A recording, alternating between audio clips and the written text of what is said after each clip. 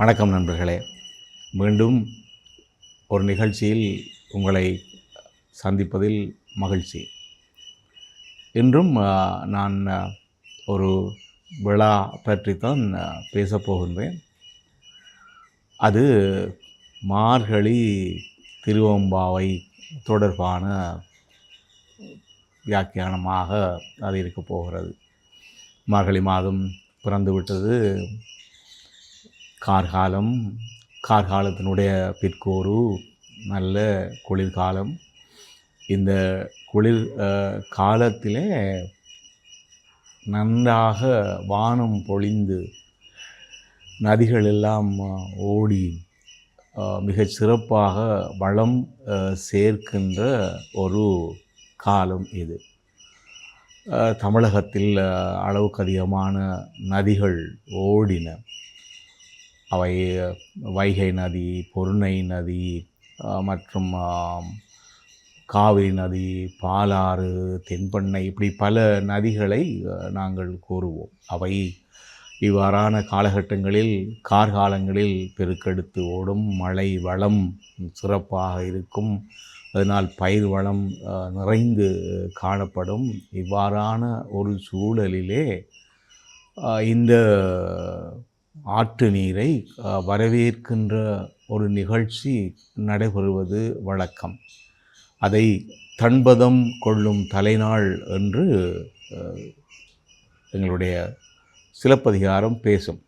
அதாவது தண்பதம் என்பது பல்வேறு விதமான கருத்துக்கள் இருந்தாலும் ஆற்றிலே வருகின்ற புது வரவை தண்பதம் என்று சொல்லுகின்ற ஒரு கருத்து நிலை உண்டு. உழவரோதை, மதகோதை, உடைநீரோதை, தண்பதங்குள் மழவர் ஓதை சிறந்தார்ப்ப நடந்தாய்வாளி காவேரி என்று சொல்லுவதும், கரியால் பெருவளத்தான் தண்பதங்கொள்ளும் தலைநாட்போல இந்த கடலாடுகாதை நறந்தது என்ற அந்த செய்தியையும் நாங்கள் சிலப்பதிகாரத்தின் வழி அறிகிறோம். அதற்கு முன்னரே இந்த நதிகள் மிக சிறப்பாக வளம் கொழித்து ஓடிய சூழலை நாங்கள் இலக்கியங்களில் பரக்க காண்கிறோம். அந்த வகையில்தான் நமக்கு பரிபாடல் என்கின்ற சங்க தொகை நூல் ஒன்று வைகை பற்றிய கருத்து நிலைகளை நமக்கு தருகிறது. இந்த வைகை பற்றிய கருத்து நிலையில் இந்த பெண்கள்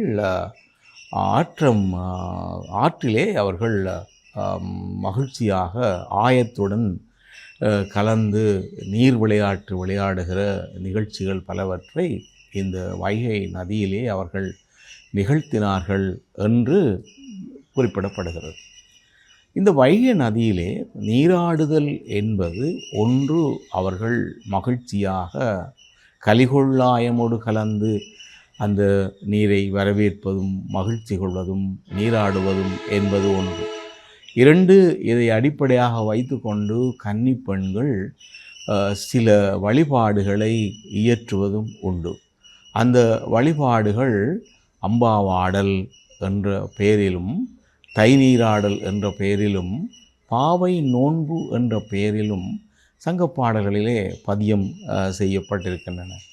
ஆகவே அம்பாவாடல், தைநீராடல், பாவை நோன்பு என்ற இந்த பழைய நம்முடைய பண்பாட்டிலே காணப்படுகின்ற இந்த கொண்டாட்டங்கள் தொடர்ந்தும் நம்முடைய பண்பாட்டு பெருவழியில் நிலை பெற்று அது பல்வேறு விதமான தளமாற்றங்களை பெற்று இப்பொழுது மார்கழியில் திருவெம்பாவை என்கின்ற ஒரு விழாவாக, பெருவிழாவாக அது கொண்டாடப்பட்டு ஆதிரை நாள் விழாவின் இறுதியாக சைவர்களுடைய வழிபாட்டு மரபிலும் பின்பு வைணவர்களுடைய வழிபாட்டு மரபிலே அது திருப்பாவை என்ற பெயரில் அது கொண்டாடப்பட்டு அது மிகுந்த சிறப்பு பெறுவதை நாங்கள் அவதானிக்கிறோம்.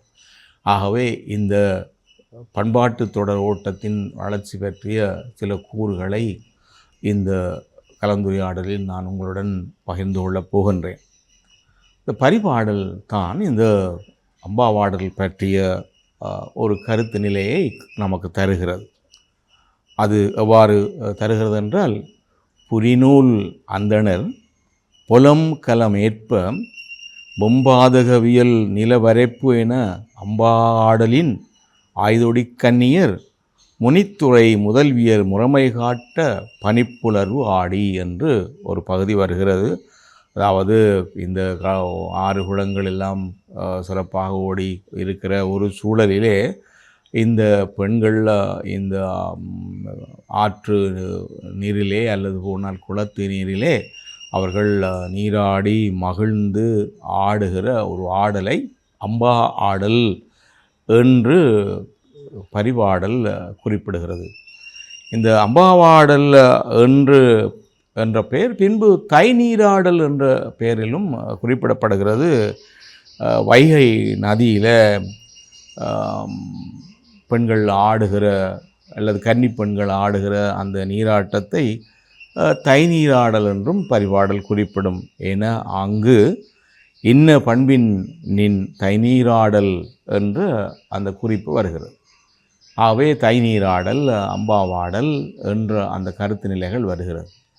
இதனுடன் சேர்ந்து இந்த பாவை வழிபாடு செய்கின்ற அல்லது பாவை இயற்றி வழிபாடு செய்கின்ற ஒரு ஒரு வழிபாட்டு முறைமையும் இருந்திருக்கிறது. அது பாவை வழிபாடு அல்லது பாவை நோன்பு என்று சொல்லுகிற முறைமை வருகிறது. அதாவது இந்த பெண்கள் தோழி பெண்களுடன் சென்று ஆற்றிலே குளத்திலே நீராடி அந்த கரைகளிலே மண்ணாலான பாவை ஒன்றை உருவாக்கிவிட்டு அதை வழிபடுகிறது. பாவை என்ற சொல் சங்க பாடல்களில் பல இடங்களில் வருகிறது. அது கந்தில் பாவை அல்லது போனால் பல்வேறு விதமான பெயர்களில் அது வருகிறது. ஆனால் இங்கே ஒரு குறிப்பு வருகிறது. இந்த புறநானூற்றிலே ஒரு குறிப்பு வருகிறது. அரிமயிர் திரள்கை முன்கை வாலிடை மட மங்கையர் வரிமணல் புனை பாவைக்கு குலவு சினப்பூ கொய்து தன் பொருணை புனல் பாயும் விண் பொறுப்புகழ் விரல் வஞ்சி என்று ஒரு குறிப்பு வருகிறது புறநானூற்றிலே. அதாவது இந்த பொருணை நதி கரையிலே நீராடிய பெண்கள் பின்பு அவர்கள் என்ன செய்கிறார்கள் என்று சொன்னால், வரிமணல் புனை பாவைக்கு மணல்களால் கொண்டு உருவாக்கப்பட்ட பாவை, அந்த பாவைக்கு குலவு சினை பூ கொய்து பல்வேறு விதமான திணைகளிலே காணப்படுகிற கொம்புகளிலே காணப்படுகின்ற பூக்களை கொய்து வழிபடுகின்ற ஒரு வழிபாட்டு முறைமை பொருணை நதி பாய்கின்ற இடத்திலே இகழ்ந்திருக்கிறது என்ற தகவல்களையும் நாங்கள் புறநாற்றின் வழி அறிகிறோம். ஆகவே பாவை வழிபாடு என்பது ஒன்று இருக்கிறது. தை நீராடல் என்கின்ற ஒரு நீராட்டல் முறைமை ஒன்று இருக்கிறது. அது மாத்திரமல்ல, அம்பாவாடல் என்று சொல்லப்படுகின்ற என்னும் ஒரு முறைமை இருக்கிறது. இந்த முறைமைகளை நாங்கள் இன்னும் பல இலக்கியங்களில் சங்க செய்திகளில் காணக்கூடியதாக இருக்கிறது. அதில் இந்த கலித்தொகை ஒரு குறிப்பை சொல்லும். அந்த கலிப்பை சொல்லும். அதாவது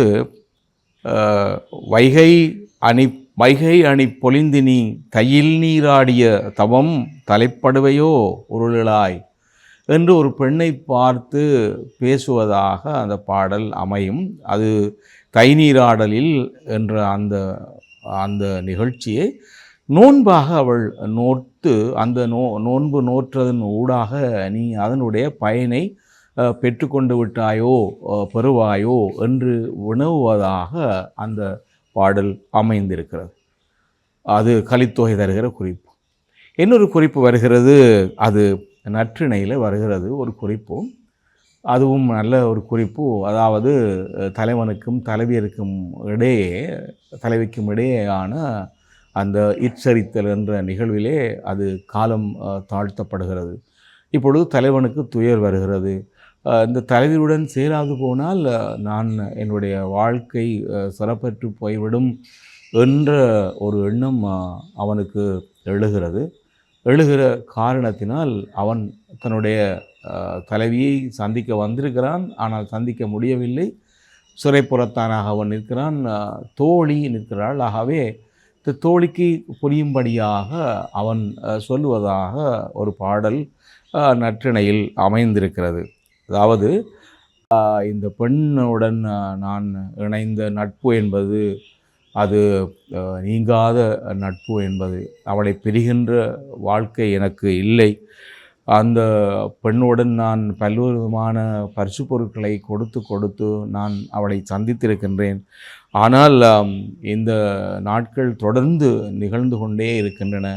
அவளுடன் கூடுகிற காலம் எனக்கு ஏற்பட வேண்டும் என்ற இந்த பெண்ணை பற்றி சொல்லுகிற நேரத்தில் அவன் இவ்வாறு சொல்லுகிறான்: தைத்திங்கள் தன்கயம் படியும் பெருந்தோட்குறுமகள் அல்லது மருந்து பெரிது இல்லை யானுற்ற நோய்க்கே.